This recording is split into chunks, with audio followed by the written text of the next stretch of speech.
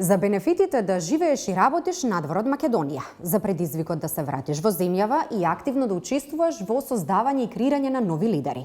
И за улогата што точно значи да се биде лидер. Вечерва во Трилинг разговарам со господинот Димитар Османли, предавач, консултант и предприемач. Создавање на лидери, активно создавање на лидери на простор каде што со години владее едно хиерархиско безредие. Возможно е? Кога зборуваме за лидерство, може би најважно од се е да почнеме со концептуализирање на терминот лидерство. Многу често на овие простори терминот лидерство знае да се некако замени со дефиницијата за моќ. Лидерство по дефиниција е вештината да се мотивира група луѓе кон една взаемна цел или кон една взаемна намера. Од друга страна, моќ по дефиниција е привилегијата, би рекол, бидејќи не е толку вештина, туку е дадена привилегија, група луѓе да се натера да се движи кон одредена цел или кон одредена намера. Елементарната разлика помеѓу двата концепта е што едниот од овие концепти предполага мотивација кон пошироки и споделени цели, а другиот е концепт, зборувам за концептот на моќ, кој предполага движење кон кон потесна цел, обично наметната од една страна. Кај нас поради дивергентните културни предиспозиции кои ги носи оваа многу инаку хетерогена култура во која живееме, овие два концепти знаат да некако се мешаат. Колку луѓе во Македонија ја уживаат или ја имаат привилегијата да бидат лидери? Лидерството е, кога зборуваме за привилегии, лидерството е во принцип привилегија на софистицирани и високо образувани општества. Општества, за жал, како нашето, во кои преовладуваат и социјални и економски предизвици, ја немаат подеднакво привилегијата да развиваат лидери. Лидерството е меѓу другото и функција на општество кое е подобро образувано, кое е подобро, кое е побогато, кое е повеќе развиено. Така што во Македонија апсолутно има луѓе кои имаат привилегијата да бидат лидери, постои огромна можност за развој на лидерство, меѓутоа визави високо развиени средини, Македонија би рекол се уште каска. Поголемиот дел од вашата кариера вие го поминувате во Соединетите Американски држави, каде активно земате учество и работите на Американскиот универзитет во Вашингтон. Дали Америка ви помогна да станете самосвесни за улогата на лидер и од кого вие учевте кога станува збор за лидерството? Јас би рекол дека целото искуство кое го имам во домен на лидерство е едно хибридно искуство. И не би рекол дека само го стекнав само во Америка. Во Америка апсолутно ја имав можноста да се стекнам и со формална наобразба, исто така да развивам кариера и да поминам еден многу формативен период од животот таму.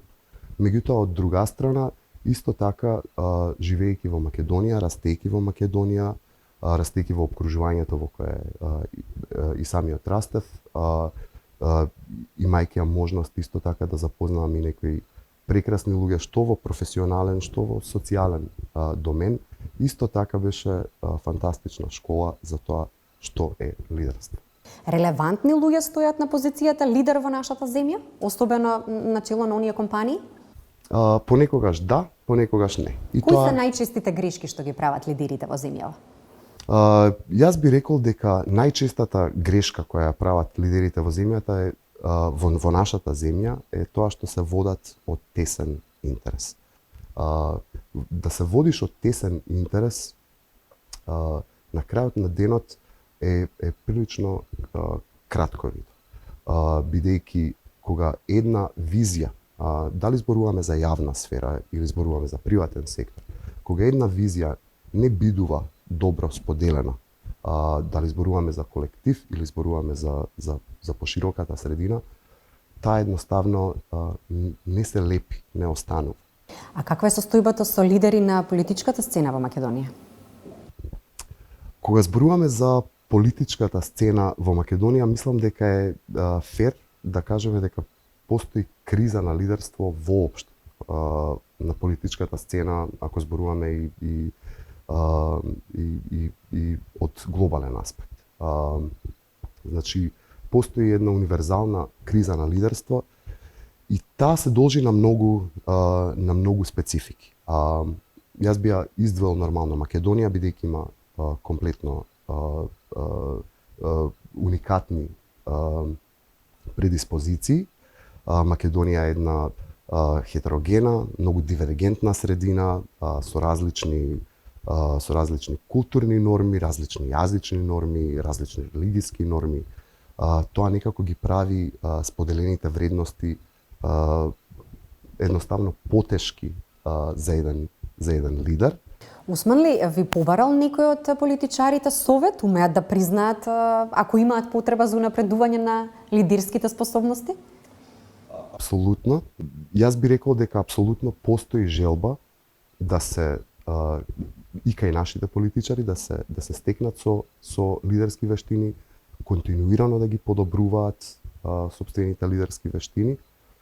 Колку тоа можат да го применат, не е функција само лична, туку е функција и на поширокото обкружување и на системот во кој работат и во кој живеат. Кој владее со светот сега? Тоа е добро прашање.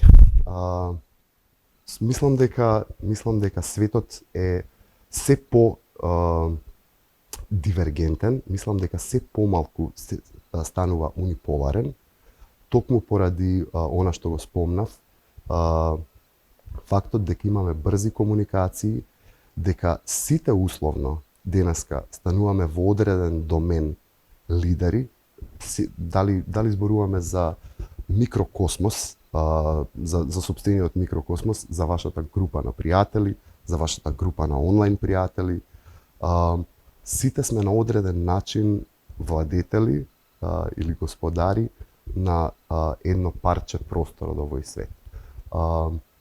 Не би се приклонил кон некоја теорија на заговор условно, дека некој владее со светот. Мислам дека напротив, токму поради брзите комуникации, дека светот станува условно се по-демократски и дека се повеќе и повеќе луѓе имаат право на глас.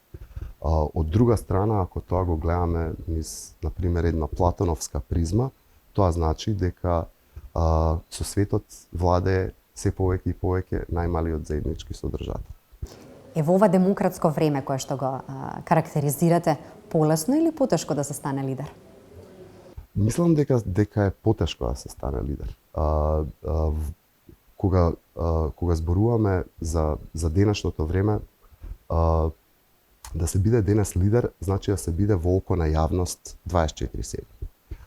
Мислам дека тоа е далеку потешко од времињата во кои градењето на имидж на лидер беше нешто што можеше условно да се докторира и да се и некако да се гради дури би рекол неоргански или лабораториски. Денес условно за да бидете лидер мора да имате и природна диспозиција таква и едноставно да водите со вредности и со пример. Луѓе со висока етика, со висок морал се на цена и ги нема многу, така да е дефинитивно потешко да бидете лидер денес. Осман ли, ви благодарам за вечерашното гостување во Трилинка. Ви благодарам и вам.